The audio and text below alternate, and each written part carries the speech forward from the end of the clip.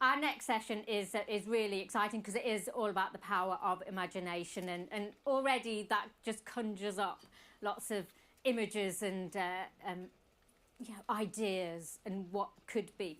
So I'd love to invite onto the stage Marisol, Afreen and Anthony. And please give them a big hand.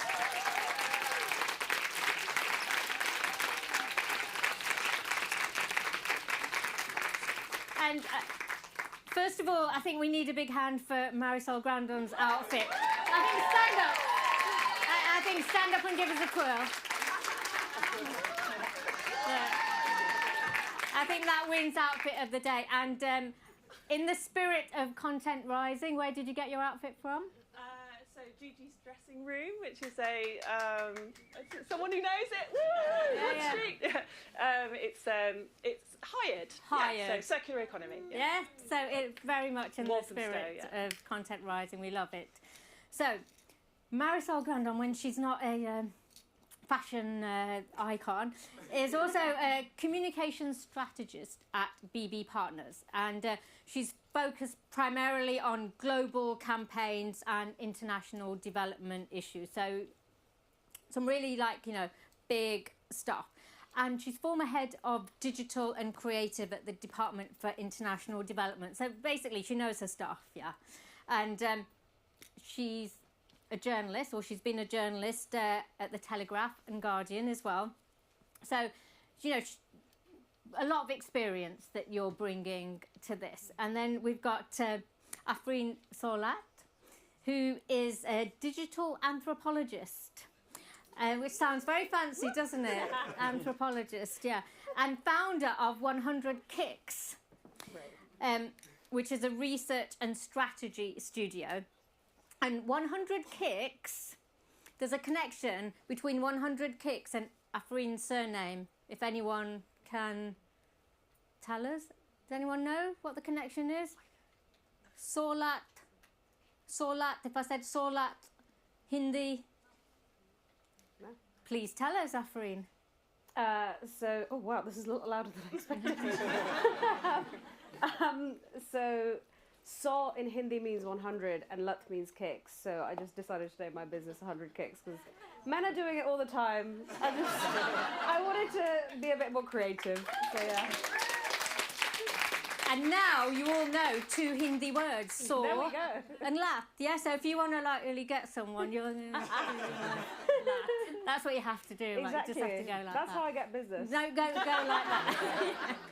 And she's worked for some small companies, really small organisations, really small, Google, Meta, Friends of the Earth, and supporting them with really important stuff with culturally competent design research. So that sounds fascinating. And then Anthony Pearce is a communication strategist specialising in sustainability and the built environment. Does a tent qualify as built environment? Marquee, so, yeah. As long as it stays up for more than 24 hours. Recently led communications at Human Nature, who are the development company behind the Phoenix project in Luz. So between our panellists, we've got loads to discuss, so please take it away.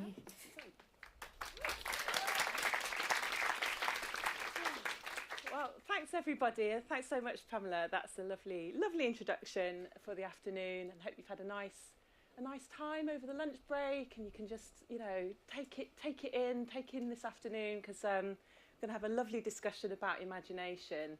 And it's interesting because I was speaking to a lovely colleague and associate of mine called Lil, who's here on the way to this event. And we found ourselves asking each other, so what are you trying to get from today? Oh, there you are.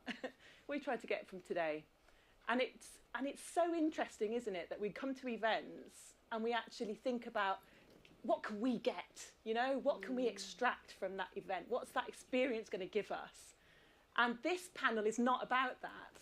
This panel is about exploring imagination and exploring both what's happening collectively to our imaginations in terms of society, and we've heard a lot about how that's been designed into things, in negative ways, sometimes in negative ways, but what's happening inside of us as well, and the sort of the interiority of our imaginations and what roles we cast ourselves in. So I'm so pleased to be able to speak to Anthony and Afreen today, because we've been planning this for quite a few months, and we've had such a fun time exploring this issue.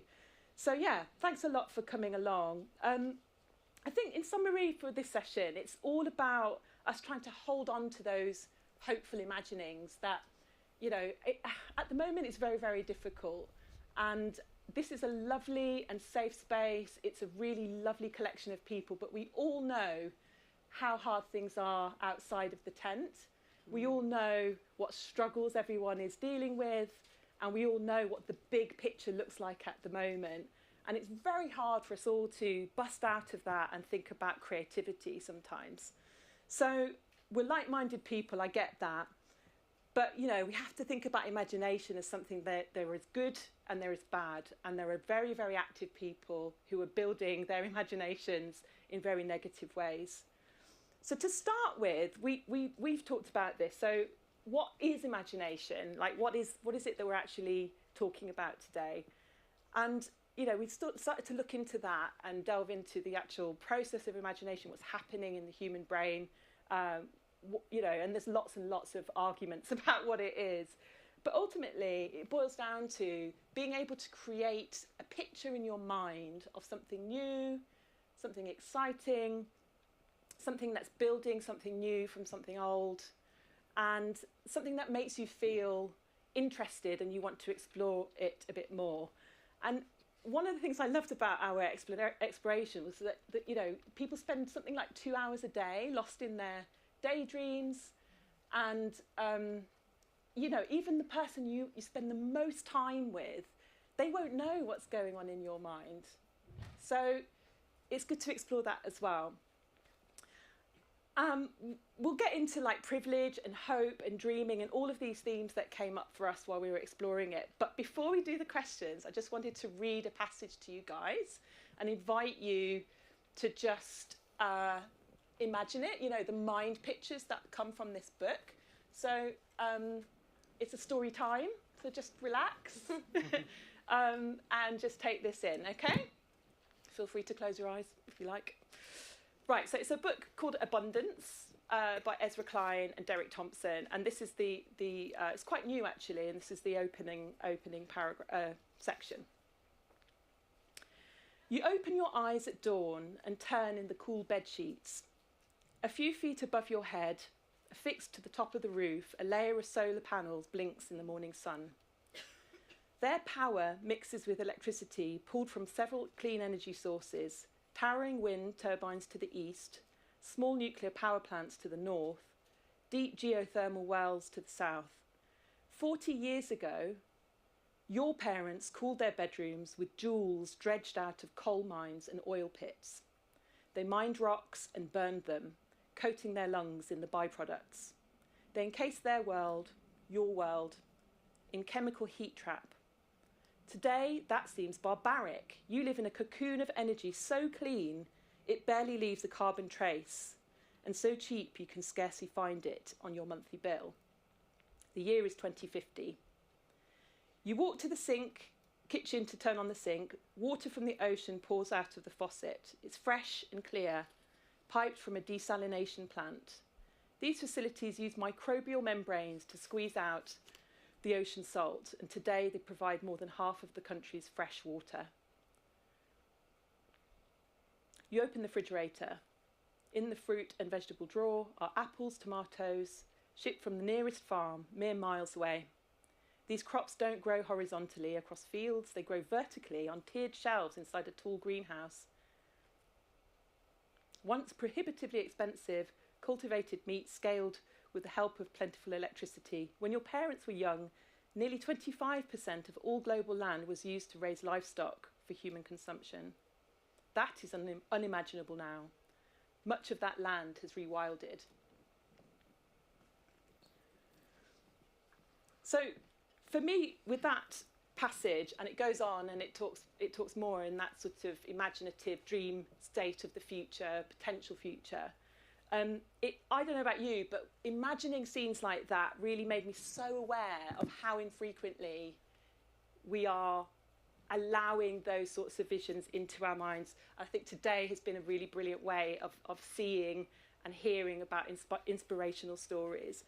And a few months ago at Research by the Sea, which I think there's quite a few people who were speaking at that, it was such a fascinating event. There was a speaker called Steph Troth who really opened my eyes to this reality that, you know, we are surrounded by really, really the darkest imaginations that humanity can muster. And so her answer to that was the solar punk genre, which is an artistic and literary movement like centred on hopeful futures, sustainable futures. So we think it's important to delve into this topic because we want to allow all of us to flex that muscle of creativity so that we can start to imagine better futures. And it's something that starts with all of us, and we need to, you know, take time to do that. The climate narrative is completely stuck, right? So we need to sweep aside and use some of the things from today to kind of spark new forms of imagination for people outside of this tent. Okay. So with that in mind, I mean, I think like everyone's dying to hear more about both of you. So Anthony, I just wanted to invite you to sort of talk about your work with Phoenix in Lewis. You know, what is it, and how do you think like imagination played a role in that project? Just because before I met you, I didn't know anything about it. Sure, yeah. So the Phoenix is a project down the road in Lewis. It's the redevelopment of a brownfield site, a former ironworks, and it's up to 685 homes. And it's built around this idea of shared living with shared courtyards, central spaces such as public squares. And it comes from this idea that at this scale, at this level, neighbourhood level, you can affect change in a really incredible way.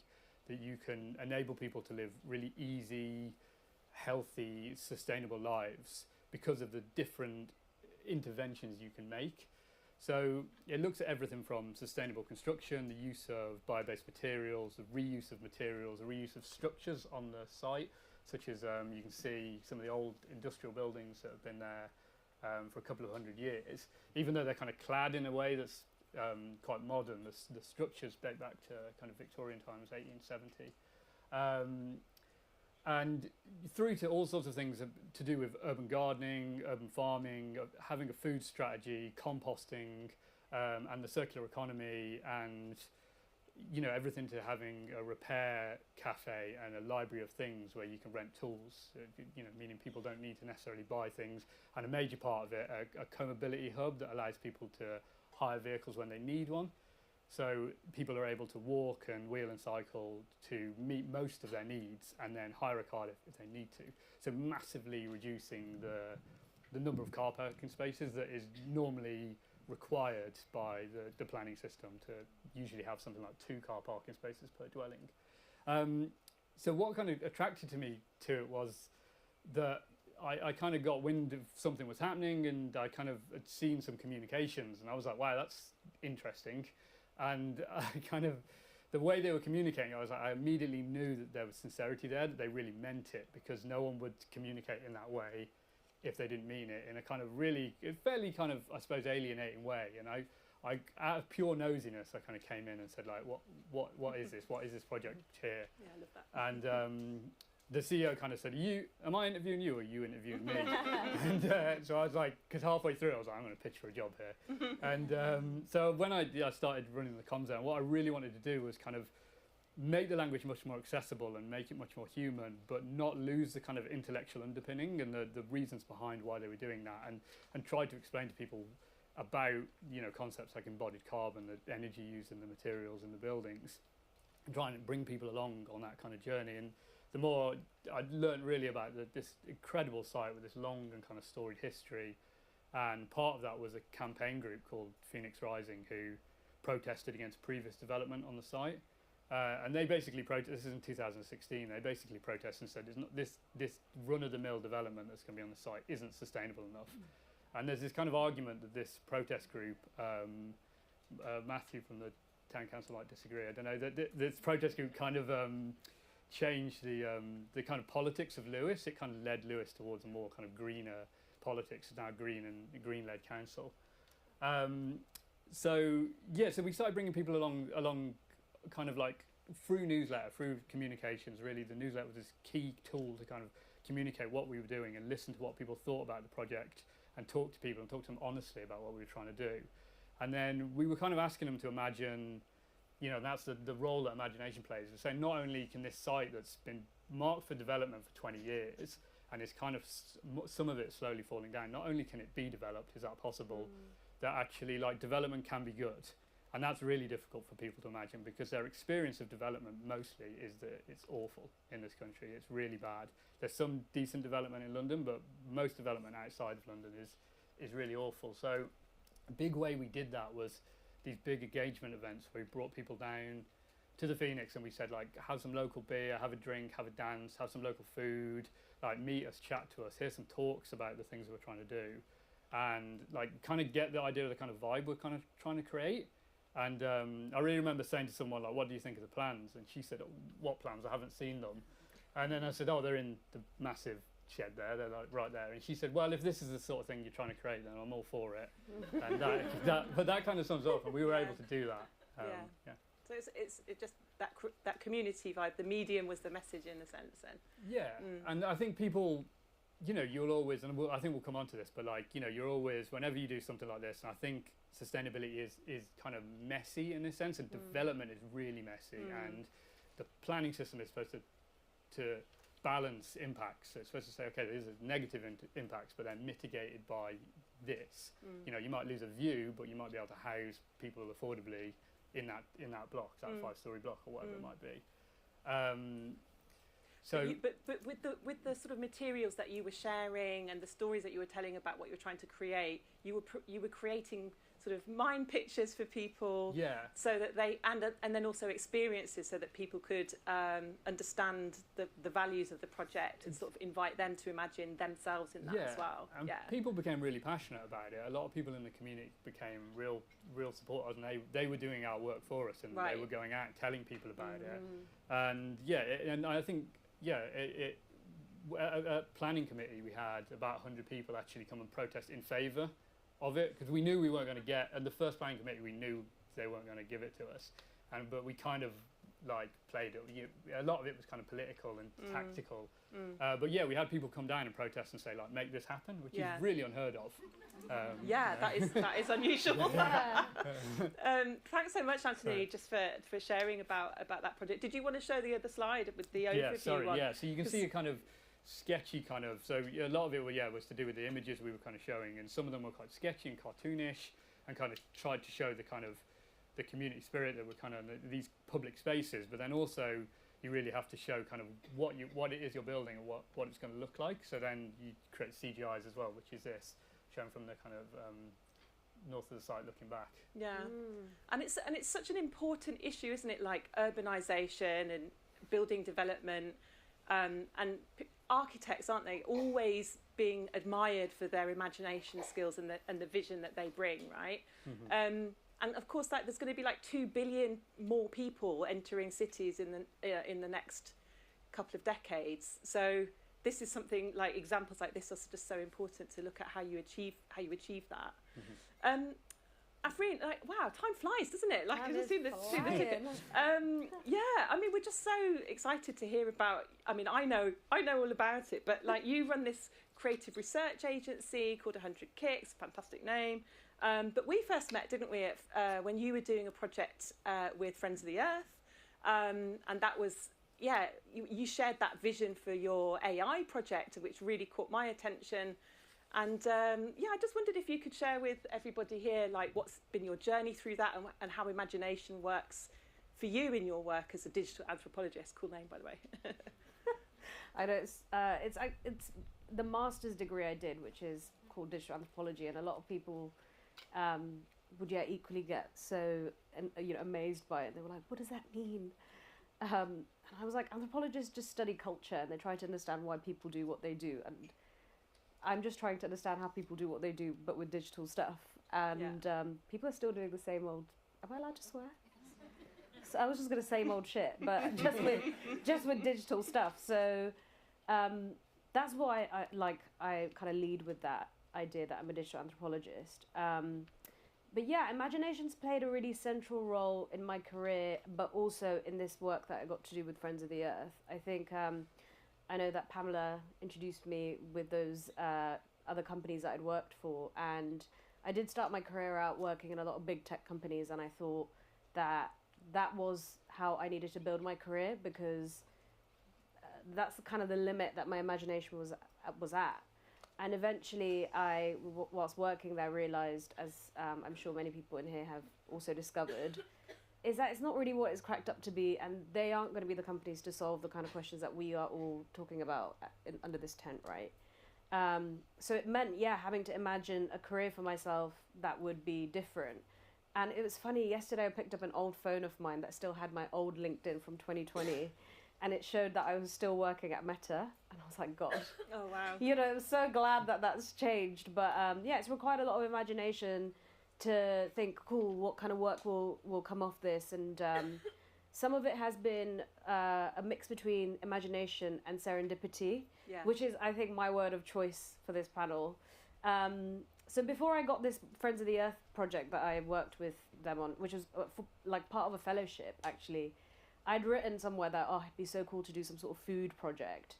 And this came about. So I'll quickly talk about what that is, just to give a bit of context. So Friends of the Earth were basically running a fellowship, and we all know that things like ChatGPT, Midjourney, they take up a lot of energy, right? Like, it takes tons of water to cool those data centers that will answer your query about whether how you should answer this text to this guy that you should not be texting.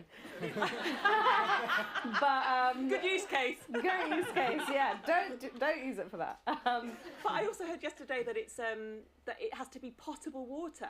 Yeah, it does. Yeah. So it can't be salt. It can't be kind of seawater or anything like that. It has to be potable water. Yeah. Wow. And then loads of places. They're actually thinking about building one in Hertfordshire.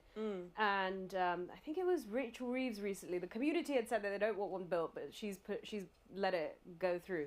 Anyways, that's a whole. I'm not going to touch on that so much because there's a whole host of other things. But ultimately, Friends of the Earth were like, well, we know that we can do something much more interesting with AI, especially small AI. So instead of using lots and lots of big data sets, which take up a lot of energy, could we have highly curated data sets and think about what we could do in a small community space? So I met, and this is where serendipity is a thing, randomly went to this conference, met a lady called Mary Stevens, and just talked at her about this idea of food futures. And she was like, great, apply to this experiments thing. And I thought, cool, I'm going to go and do that. So I did, and I pitched this idea of maybe using AI to rethink food futures in my local community of Newington Green. I don't know if anyone knows Newington Green here. Yeah. It's a wild place. I mean, I moved to Newington Green and I saw people arguing about the Mary Wollstonecraft statue because there's a nude lady on top, and they were like, should that happen? And I was like, great place. So I was like, I need to move here. So I've been there for 5 years, and what I've seen over the years is just rapid gentrification, especially of food spaces. There used to be a halal shop where you can still see like the leftover frosted sign of the halal signage, but it's now small plates and wine bar. Oh yeah. Called Cadet. I think it was Cadet. I kept calling it Cadet. Everyone they were like, no, it's Cadet. So yeah, there's that, and like it was just rapidly gentrifying. And there's a really cute butcher's that's opened down on my road. They do whole carcass. I understand their ethos. But my neighbour downstairs, Hyacinth, she's like in her 60s, and she wanted to buy goat neck, and she went past that butcher's once, and they were charging her like way more than what she pays at Ridley Road Market, which is in Dalston. And she came out and she was like, no, I can't buy that. And then I talked to my butcher friend, and I said to him like, oh, why aren't we, what happened there? And he was like, well, she's just too old, she's not going to get it, we're not trying to like break into that. And I was like, wow, like there's going to be so many people in this community who are outpriced or can't engage with food that is actually local to them, and that's good for them, good for the environment. So can we rethink this? What does that even look like? So that's what the project was with Friends of the Earth. And just to give, this is Newington Green, by the way, just a cute little image there. Just to give some context, I did a bit of research and I found that, you know, nearly these figures have probably gone up, by the way. 19,000 people in Islington experience moderate or high levels of food insecurity, so we know that that's an issue. It costs nearly £600 a quarter for a small business when it comes to waste collection. And we know that sharing food in community is universal and super important. So I had this sort of understanding before going into this, and I should just say that as much as this was about AI, as much as I'm a digital anthropologist, I just think AI is a conduit ultimately for human relationships, and not the answer. So I'll quickly talk about what I did as a result of that, which was this fun old thing. The thing is, I just felt like everyone who talks about AI, you know, they're all so-called experts or people who talk about tech, but we never ask the people who are impacted by it. So I went out and wanted to speak to people who I'd become friends with in the local community, so chefs, cafe owners, even the butchers, and brought them in and tried to understand it, like, hey, what do you guys think about AI? What do you think about Islington's food strategy? And a lot of them were like, this 50-page document sounds really great, but nobody's consulted us about it. We don't know if this will make sense in terms of what we're trying to do. We talked about the Too Good To Go app, and again, they were like, yeah, it's kind of cumbersome as a business to think about how to upload all of our food surplus onto this. And it doesn't really tackle food insecurity, because people who really need that food and maybe feel a lot of shame in going to food banks or accessing food, maybe that's not the thing for them. Waste collection costs are really high, and yeah, food temperature was my biggest finding, which I learned about later, is that, yeah, that can basically tell you whether something's good or not, or bad, and it's very slim margins. So there's a real place for technology there, but I think the ultimate thing was that businesses are trying their best, but they're struggling when it comes to tracking temperature and also tackling food insecurity for the people that need it the most. So your project was really trying to reimagine, trying to draw all of these different strands together of what you were observing.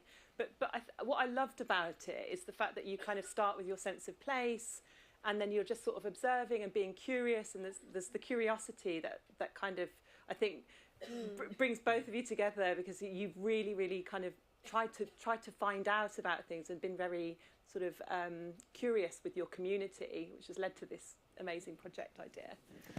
Yeah, sorry, I just wanted to say, I wanted to put in the word imagine in there, because, like, I think ultimately I wanted to imagine with other people, and especially people who... In these sessions. People who we don't really think about, when actually they're the people who are going to be impacted by tech. And it's amazing the kind of ideas that these folks came up with. I think, like, for me, you know, in our research in this time... before this panel, there's one thing that I really liked, which I'll try and find for you.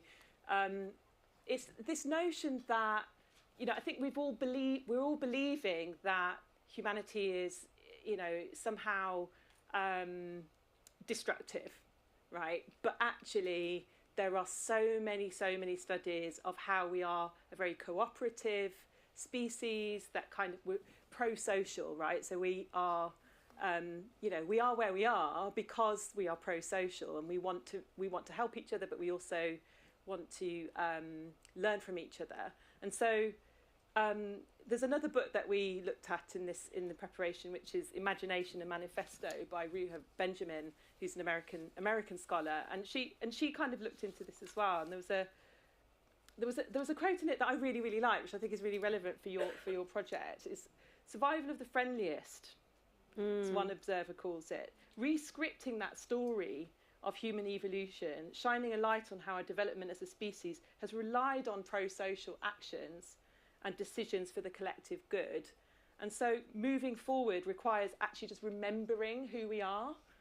And we're not, so if we buy those stories of humanity being really destructive, then they're winning, sort of thing.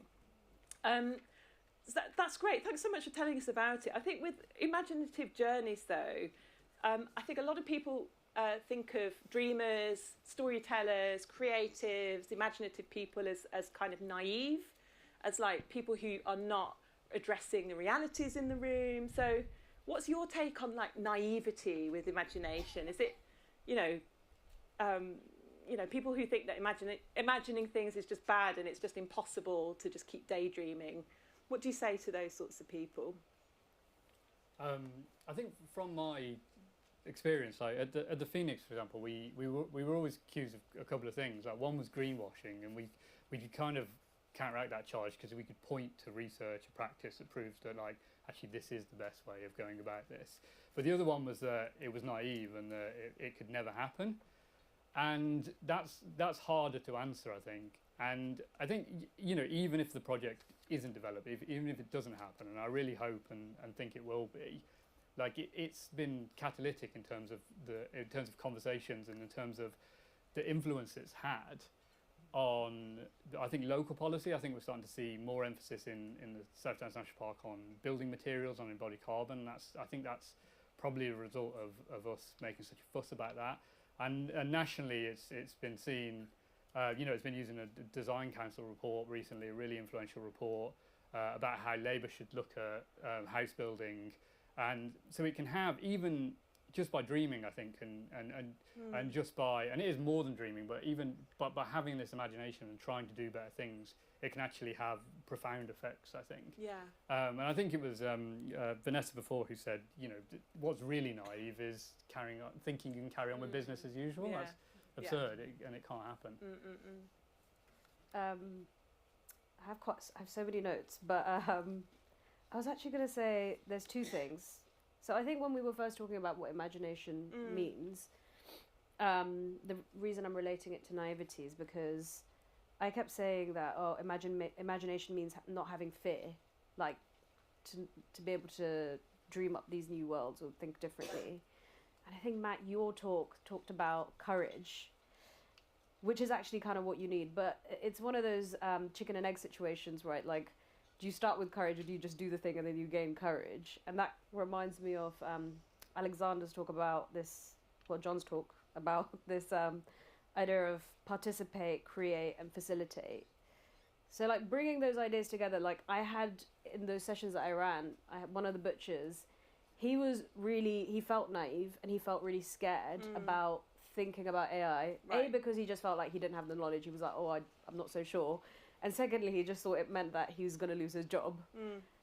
But yeah, and over time through that session, actually, with him listening to other people and feeling a little bit more comfortable, he then felt like he could do these things. He felt like he could participate. He felt like he was invited to create and facilitate. And I think it's really important for people who are doing this sort of work to maybe to nurture that naivety in a way, and to say, and to not just like turn people away who maybe in the first go are finding it hard to imagine, but actually how can we facilitate ways in which not everyone comes in with the same level of courage to imagine or dream, but how can we try and make it a bit more equitable so that they do feel that way? And then the other thing I was going to say was about rest. So I was just saying to Anthony about Trisha Hersey. Has anyone here heard of the Nap Ministry? The Nap Ministry? Yeah, so she runs something called the Nap Ministry. I like the sound of it already. She's a black woman who has done a lot of work in this area. She calls herself the Nap Bishop.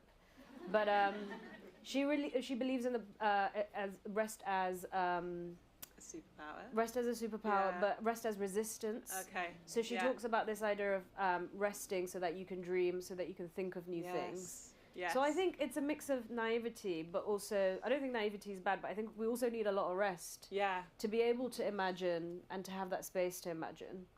So yeah, I would say welcome naivety and rest. Yeah, I love that. I absolutely love that. I need a Nat Bishop in my life. I mean, I think it's absolutely right that rest is so crucial for feeling creative. There are various privileges that come with the act of having space for imagination. Even though we are daydreaming, at the moment, in society we are bombarded with the 10,000 messages, or I think, was it John who said that? There's 10,000 messages a day trying to get our attention, trying to get us to consume. And for some people, life is just even more exhausting than it is for others. And that's so that's a struggle, right? So that rest is so, so important. But dreaming is a privilege too. That's the theme that came up in our chats. I'm obsessed with this idea that we all have this creative superpower of, that everyone possesses this superpower of imagination. But what stops us? Like, what are the things in the system? Is it our education systems? Is it the fact that we have this era of digital decay that's kind of, sending our brains, or completely rewiring our brains and our children's brains? What's stopping us from imagining better things or using our imagination, do you think? There's a lot of things, I think. There's a quote that Mark Fisher, the political kind of theorist and writer, kind of famously shared, that said it's easier to imagine the end of the world than it is to imagine the end of capitalism. And Mark Fisher wrote a lot about this idea of like lost futures, and the things that we thought we could rely on that would happen, like technological optimism and social democracy and like actually functioning public services that are actually funded. A lot of those things have been stolen or taken or not materialised, and that leaves us feeling very dispirited and believing that there is no alternative. There's no other way. And the other thing is like the loss of like actual spaces, and particularly in the built environment. These kind of like third spaces that aren't home, aren't work, and also places where you're not a consumer. So libraries and community centres. Like we've lost so many of those. Yeah. And I went to talk from, in fact, I've got the picture, a talk from Amandeep Kaur, who is part of Civic Square, who Matt mentioned before. Brought me. And she said, like, people need the spaces to be able to imagine that something else is possible, and I thought that's so true. And like what they're doing in this project here is like, with a community, is allowing like ideas to like incubate and to actually discuss these really big ideas and like really tackle big things and like produce reports and bring a community along on the journey. And it's really, truly, I think, a really radical project. It's so important. Yeah. Civic Square comes up a lot, doesn't it? In these sorts of discussions. Yeah. Really interesting. They also have that Department of Dreams. That's something that they run, which I discovered after you told me about this project. Anything to add, Afreen, on that? I was just writing down notes, and I was thinking, lack of rest definitely gets in the way, and then it's just a cascade, isn't it? You have a lack of rest, because I was thinking about your term extractivism earlier, and I wrote a formula, I'd like to call this, but I think. Ooh, it's design at work. I was like, in my head, when I think about when I have my best dreams, for example, I have very vivid dreams. She does. She writes about them. Yeah, I have written about this. There's a Substack about the dreaming thing. But I think having those kind of deep dreams or that vision only kind of happens when you have that level of rest, which can then lead to a level of imagination. Yeah. But then where that formula in my head breaks down is if you're exhausted, that equals either not having enough rest or trying to like energize yourself through short-term wins, like whether that's an energy drink or coffee or like even forced exercise, and then that leads to extraction, right? Because then you come to spaces like this and you think, what can I take? Because you don't have anything to give. And I can imagine why that's quite unsustainable. But I can imagine. I know that those are things that get in the way of imagining, because you don't have the energy. Clawing back from that, then I mean, this is personal, but then I fall into the trap of perfectionism, and I think, okay, now if I need to get 8 hours of sleep, or I need to do this, and I need things to be perfect, and then you're in guilt mode, and it's all downhill from there. So, that's my take, anyways, on like things that Yeah, I'm a night weeper. But after 10 o'clock, I'd cry all the time. I just can't like get through the day, and at night it's just like I can't cope. I just need to stop. Yeah. Yeah. Okay. Well, sharing a lot. But, that's okay. It's being live streamed. There's so much we could dive into even further, and I'm really conscious of the time, and we want to maybe do some questions as well. And but I think it's really important that we wanted this, didn't we, to be a little practical as well, because we want you to come away with some thoughts about how you can activate your own imaginations after all of this, and also thinking about people who at the moment in society feel like they're being left behind. There's a whole load of people out there who have very busy imaginations, and there's lots of negative forces kind of feeding them, but they feel left behind by all the changes happening in society. They feel like their future's not going to be as good as and they're also harking back to the past. So I was struck by John's framework of the past, the present, and the future, and no one is really doing the future very well. But how could we, for instance, actually build some sort of better ideas about the future for, say, I don't know, a reform voter?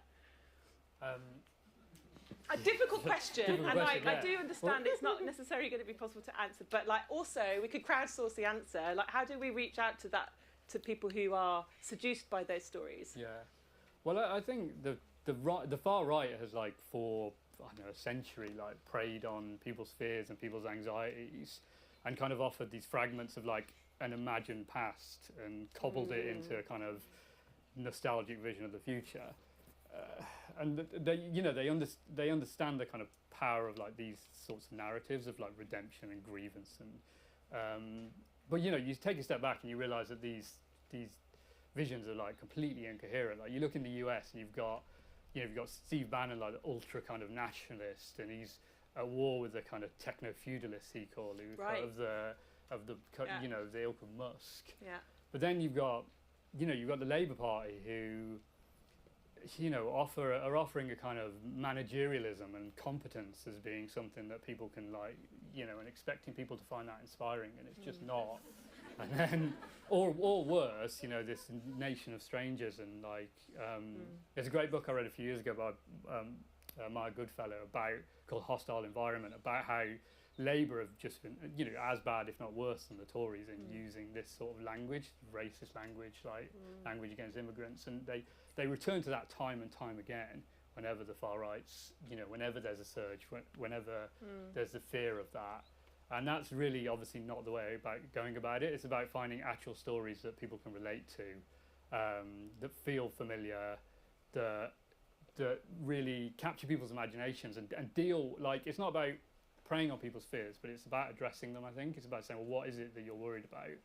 I read a piece recently about how it's actually one of Sama's advisors who's apparently forgot this lesson, but they were embarking in the kind of turn of the century, and the BNP were on the rise, and the BNP were linking kind of rubbish and the area being messy to immigrants, and so Labour instead of going actually attacking immigrants, listen, we're going to clean up the area, we'll do this ISO hotline, and actually we're going to clean up and we're going to deal with what you're worried about, what people were worried about was about rubbish, and they cleaned it up, and they basically, the BNP kind of disappeared, and the Labour won the next election because they kind of dealt with people's fears without preying on them. If that makes sense. Yeah.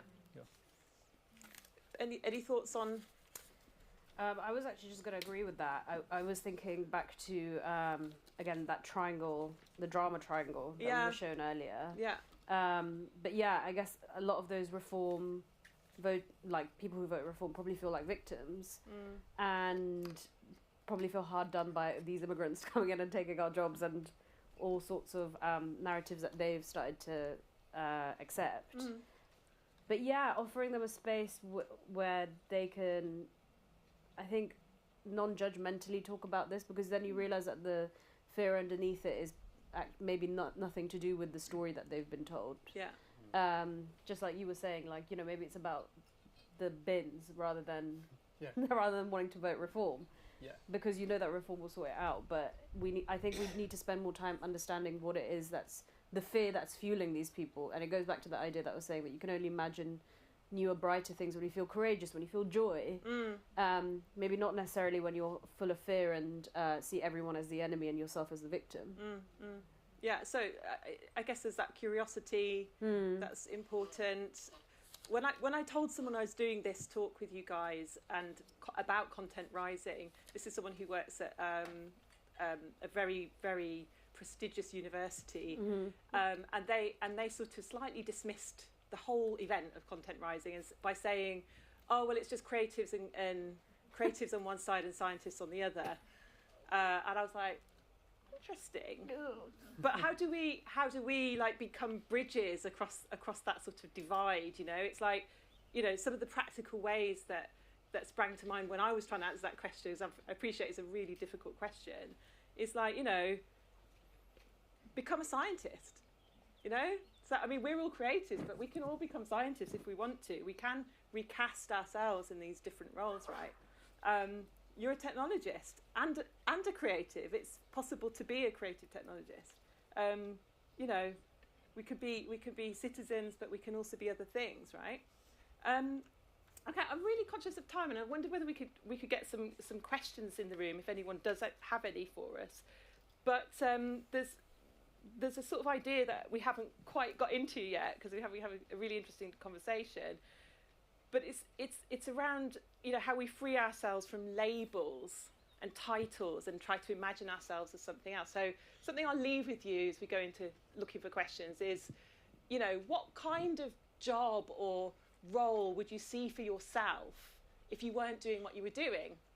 You know, maybe what did you want to be when you were little? Or, you know, if you could think tonight or today about what would that be if you were completely unencumbered from your background, your education, your upbringing, and all of those other factors that lead us to where we are. That's, I think, a really, really important exercise to do on a regular basis. So I'll leave you with that, but we've probably got time for like 2 questions, if anyone has questions for our amazing panellists. Yeah? There's the man there and the lady there. Yeah.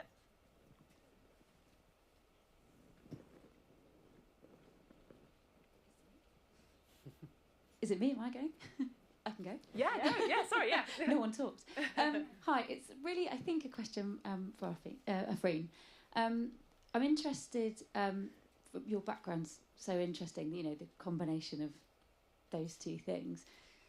I'm interested in what your thoughts are on social media in terms of imagination, how that can often inspire imagination in others, because there's such a sort of available ability to be creative and put it out there, but also how it can kind of dampen imagination in some ways, particularly when you talk about rest and the importance of rest. I know for myself, sometimes I can be all of a imaginative, creative mode, and then I think I'll just sit down, and then, oh my God, 45 minutes has gone because I've been doom scrolling and it's left the room. How do you sort of manage that, perhaps yourself, but also how would you advise others deal with that? And any kind of, I guess, you know, your general thoughts on social media and where that fits in imagination. Sorry, that was quite a ramble. Lovely question, really interesting. Let's take the other question as well, just while, and then we can answer both. I'm a bit nervous because I'm hoping my question's not too left field, but so like that. Yeah. my question reads as, what are you committed to? And I mean that as I wonder if it's come up in Anthony's conversations or Afreen's conversations about the projects they've built. When you ask someone what are they committed to beyond their identity or what they identify strongly with, you can go several levels deep with that question to sort of open up whatever you're working on, and you ask people what they're committed to, kind of as a human being, or maybe it's a professional question. I wonder if you've had any insights around you found out commitments from people that you didn't realise were maybe there, because the deeper commitments that drive people, I think, are useful things to tap into. I don't know if I've just said gobbledygook, but there's something there in language and the way we communicate. Yeah, thank you so much. So on the social media side, do you want to sort of? Yeah, I can answer that. I mean, how do I feel about it? I think having worked on that side and understood kind of what goes into it, I actually worked, when I was at Facebook, I was doing this piece of work for Spark AR, which is the platform that you go onto to build the augmented reality filters. And my job at that point was to figure out like how we can get more creators to want to build more filters. And I had product managers coming to me and they were basically like, yeah, so we just want them to like make more and make more, like create more stuff.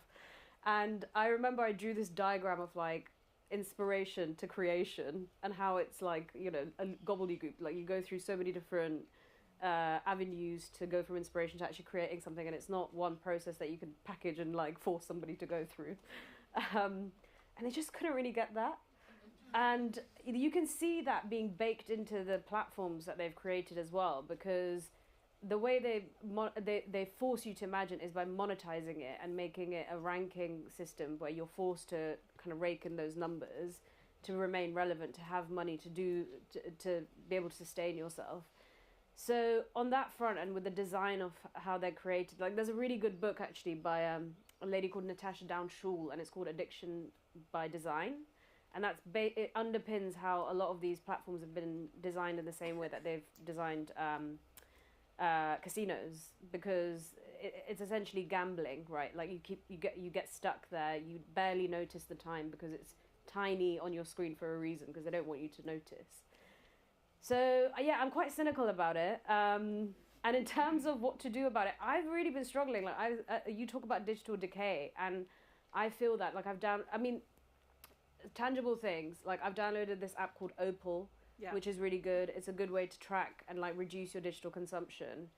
And now I'm thinking of getting a dumb phone and figuring out. I've got one. Oh, you've got one, yeah. Figuring out what to do, because although I can understand the inspiration that you might get from social media, I really think about intuition and your deep inner knowing that you get further and further away from when you rely so much on things outside of yourself. And I'll just reference this, but there's a really good essay by Audre Lorde called The Erotic Power. If you haven't read it, it's really great, but it talks about getting in touch with your erotic side, like your intuitive side. The thing that doesn't always make sense, and that's why I really like linking ideas of imagination with serendipity. You kind of, there's a level of like letting go and trusting, and I think those things can only happen when you have time with yourself, away from these things outside. So yeah, get a dumb phone. Yeah, get a dumb phone. I can attest to the fact that it's so helpful. So just to have a phone, that's completely message free, and but your nearest and dearest can contact you in an emergency. Just on the commitment question, and then we'll close. What are you committed to, Anthony? It's a difficult question. What am I committed to? I suppose. What I can tell you what I'm kind of interested in increasingly. I think I'm, on this journey with, from my work so far, from journalism to publishing to working in communications, and I think a lot of the things we touched on this morning, really, this idea that really where the power is and where the hope is at community level, and is in your community, and it is realizing that, like, even though I forget who it was now, I think it was you, Matt, who was saying, like, it might seem like it's actually boring, it's local, but like everything happens locally. Like that's where everything is happening, and like that's where you can really affect change, and that's what we have to do. We have to, at community level, like rethink our relationships with things like land, particularly. Like, and if we can take control of land. That sounds very slightly aggressive. If we can reclaim. If we could take up arms and take land, we'll be all right, I think. Yeah. Right. Well, thank you so much for answering that. On that note, I think there's just one final thing I wanted to say as we finish up this session, and it's just a huge thanks for your commitment, both Afreen and Anthony, on on exploring this topic. We have so many resources that we've gathered during this process, so come and find us if you want like the full, you know, like reading list and videos and stuff, because it's been really fun and so informative. And there's just one final quote that I wanted to give you from that book by Ruha Benjamin, which feels incredibly fitting for the Millennium Seed Bank, which is, they're not actually her words, as somebody she was quoting, but it says, they tried to bury us. They didn't know we were seeds. So I'll leave you with that, and I really, really hope that that you enjoyed it. Thank you. Thank you.